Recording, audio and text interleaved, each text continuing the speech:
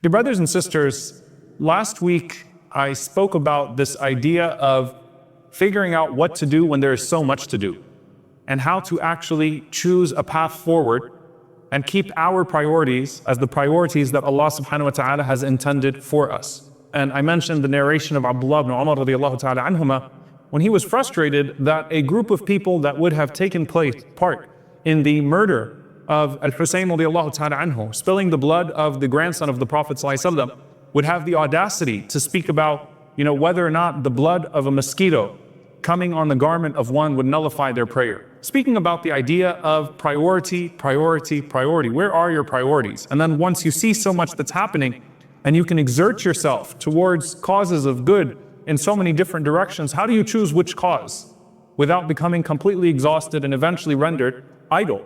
Now, last week we spoke about prioritizing action. This week I want to speak about another element of dealing with fitna, which is chaos, turmoil, tribulation. And that is when inaction is actually necessary. When inaction, being intentionally inactive, is actually a good thing. And where we hold ourselves back, especially when we don't know what to do. Now, this is actually a very important dimension here, that many of the narrations of the Prophet ﷺ about the end times are acted upon prematurely throughout Islamic history. So people who thought that the end of times would have been 800 years ago or 900 years ago, that's there. And so they kind of abandoned all things and didn't do anything. So prematurely acted upon some of these ahadith in their most absolute sense. And there are others that deal with these ahadith in a very inappropriate way, where they use these ahadith to introduce things that are not actually concepts in the religion. And so let's be very clear. When there is a known good to busy yourself with, then it is good to busy yourself with that known good. And when there is a known wrong to combat and to work against, then it is always good to busy yourself in working against that which is wrong. But then when there's a lot of confusion in between, and gray areas, and disinformation, and chaos, and people don't know where to go or what to do, that's where holding yourself back becomes very important in this regard. And so let's talk about this for a moment, inshallah ta'ala. Before I get to this beautiful hadith of the Prophet ﷺ, where he gives 3 fundamental tips that a person can act upon to really keep themselves safe when things become confusing and distracting. This hadith is one in which Abu Umama asks Abu Tha'laba radiallahu ta'ala anhu, he says, this verse in the Qur'an, alaykum anfusakum, like worry about yourself. Worry about yourself, which is one of those statements that can be good or can be grossly misinterpreted, right? To mean abandon all others. Worry about yourself. He said, does that mean that we really should not care about society or worry about what's happening outside of ourselves and outside of our homes? How do we deal with this? And he said, I asked the Prophet ﷺ that question. And he said to me, بَلْ ائْتَمِرُوا بِالْمَعْرُوفِ وَتَنَاهَوْا عَنِ الْمُنْكَرِ. Rather, you should enjoin good and you should forbid evil. You should not abandon the act of enjoining good, doing good things, and working against that which is not good, working against that which is not wrong. You should enjoin good, you should forbid evil. But he said after that, sallallahu alayhi wa sallam, حَتَّى إِذَا رَأَيْتَ شُحًّا مُطَاعًا وَهَوًا مُتَّبَعًا وَدُنْيَا مُؤْثَرَةً وَإِعْجَابُ كُلِّ ذِي رَأْيٍ بِرَأْيِهِ فَعَلَيْكَ بِنَفْسِكَ وَدَعْ عَنْكَ الْعَوَامِ. Powerful narration. He said, until you see people reach this level, and this particular level, by the way, is an absolute level, but there are always going to be elements of these things. So he said, until you see people reach a point where shuhan muta'an means people succumb to their greed. Shuh is a very particular type of greed.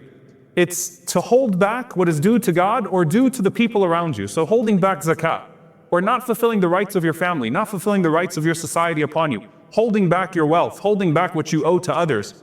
Because people succumb to greed, which is a potential fault or flaw in all of us. They succumb to greed. Shuhan muta'an. Or he went on to say, wahawan muttaba'an, and people follow their lusts. Now you'll always find greedy people, and you'll always find people following their lusts. But the idea that this becomes the dominant order of the world around you, that people are shameless in their stinginess, and people are openly in obedience or in worship of their lusts and of their desires. And then he said, وَدُنْيَا مُؤْثَرَةً, and you find that people prefer the life of this world to the life of the hereafter, very clearly and very openly. And the next one he said, وَإِعْجَابَ كُلِّ ذِي رَأْيٍ بِرَأْيِهِ, and every person has an opinion on everything. Everyone has an opinion on everything, and they're impressed by their own opinion. It's actually a very profound way of putting it. Everyone that could possibly have an opinion has an opinion on everything.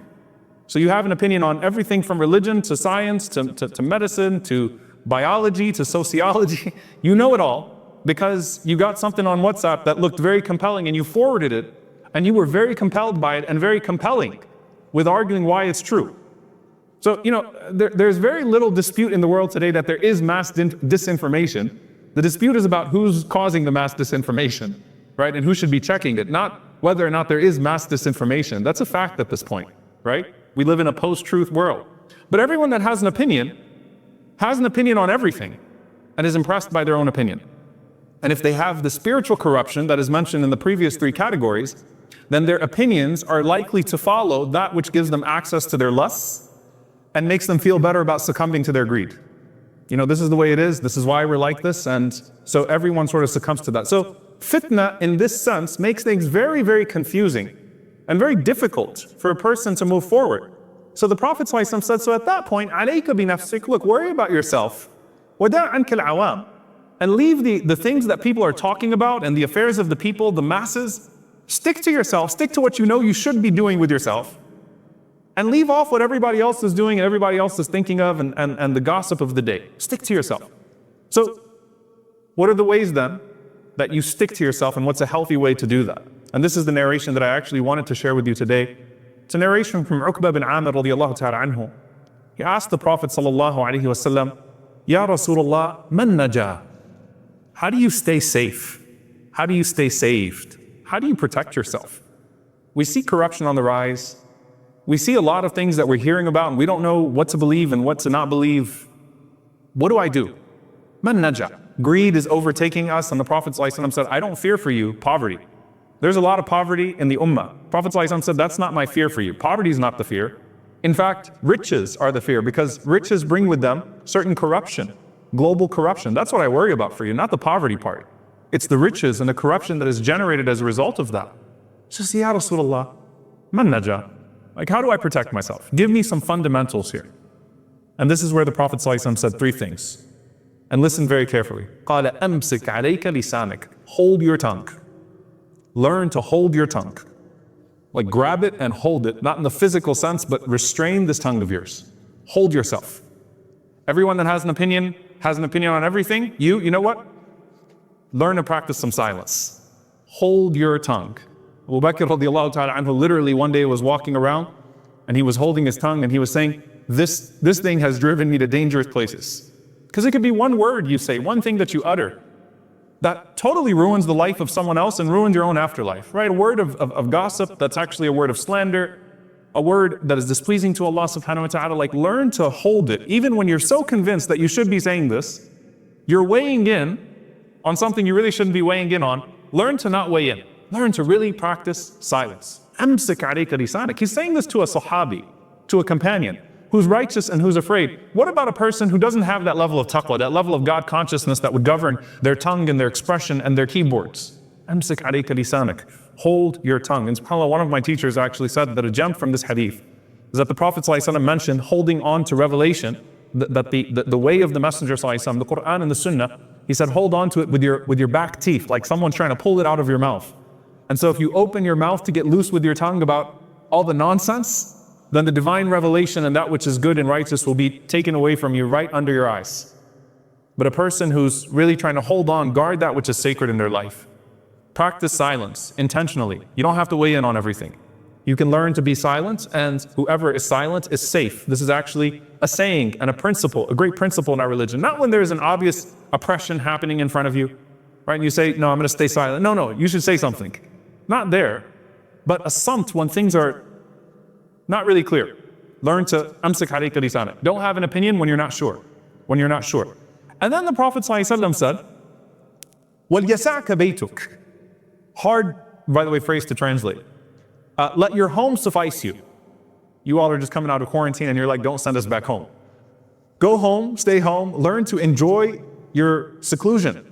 وَلْيَسَعْكَ بَيْتُكَ. This literally means let your home encompass you. Let your home suffice you. Like, don't, everyone wants to get out all the time. Actually, وَلْيَسَعْكَ بَيْتُكَ. let your home suffice you. Now, the scholars mention two meanings of this. There's a minor opinion and a major opinion, and they don't contradict one another. In fact, they enrich one another. The first one, some scholars said, al-ihtimam bil-ahl. Focus on your family. Focus on what's in your home. And that parallels ijtinab, leaving off the affairs of everybody else. Like, you know the saying, clean up your own house first? And often you find those that talk about everybody else's homes, the same thing's happening in their house. They're just not aware of it because you're busy talking about everybody else's business, and you're not realizing that those flaws and those diseases are actually penetrating your own home. You're losing your own children. You're losing your own house. So ihtimam, focus on your family. And indeed, that's one of the ways that we learn that those who taunt others for their sins often end up doing the same sins themselves at some point. Those who taunt other people for their affairs find that those affairs consume their own household. So that's one meaning of this hadith. The second meaning, which is the main meaning, is ilzam baytak. Like, learn to stay home a bit, learn to be by yourself, learn to enjoy seclusion, learn to be introspective and reflective and in a state of contemplation and a state of remembrance. Because if you're talking about everybody else and you're busying yourself with everybody else's stuff, that is disaster waiting to happen. Even if you escape 9 times out of 10, that one disaster you fall into could lead to a much greater musibah for you on the Day of Judgment. So learn to enjoy your house. And this is something that requires some balance.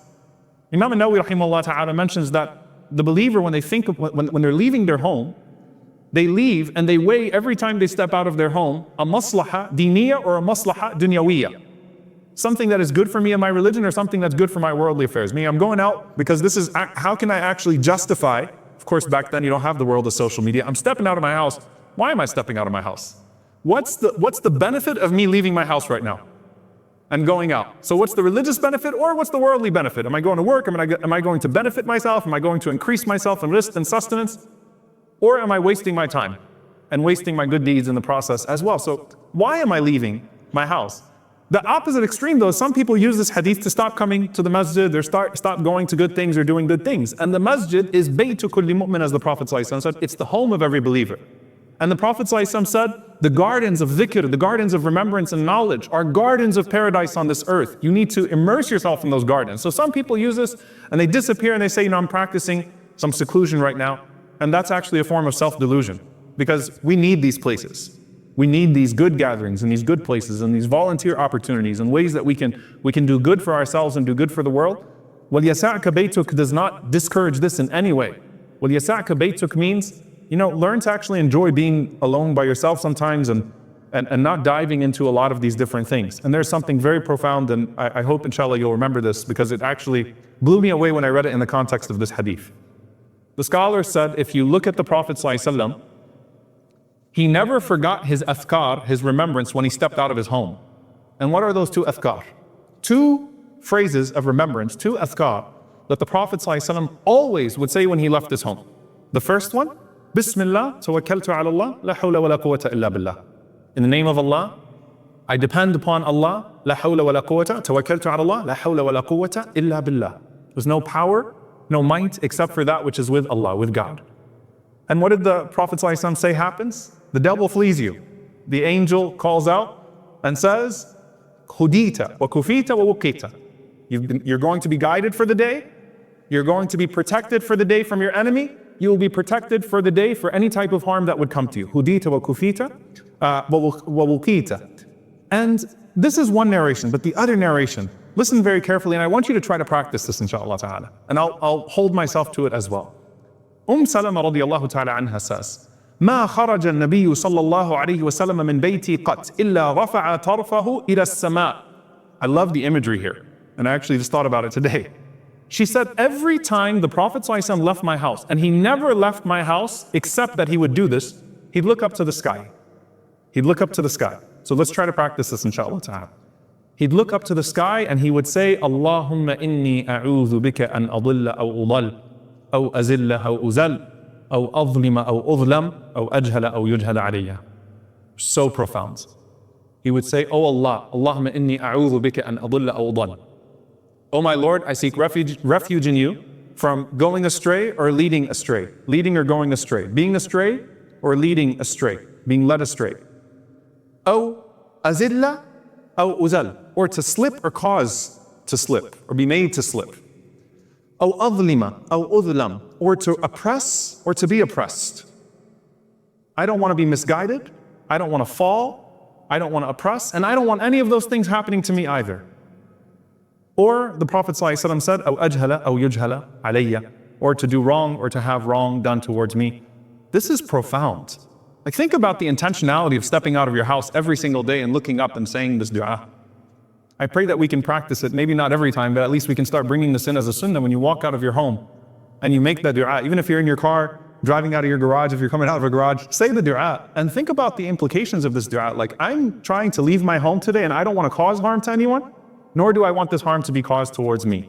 So this is a profound way that the Prophet ﷺ used to engage every single time he walks out of his home, walks into the world. I don't want to harm, be misguided, nor do I want those things to happen to me. So, وَلْيَسَعْكَ بَيْتُكَ, and obviously, if, يَسَعْكَ بَيْتُكَ, if you connect with social media, if you dive into social media when you're at home, it kind of defeats the purpose of this hadith. The hadith means disconnect.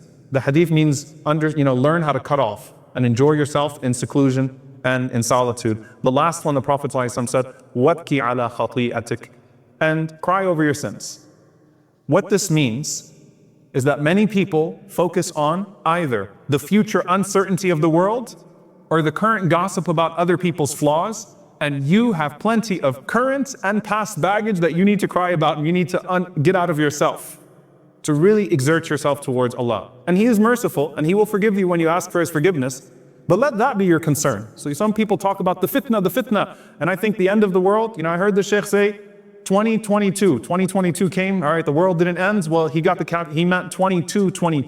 He read the Qur'an wrong, so I think it's 22. And you're likely not going to be around at that time if it's even around, right? But like, this is happening and you see this happening. And so what causes them anxiety and paralysis is what? Everything that might happen. Or what causes them distraction and delusion is the flaws of other people.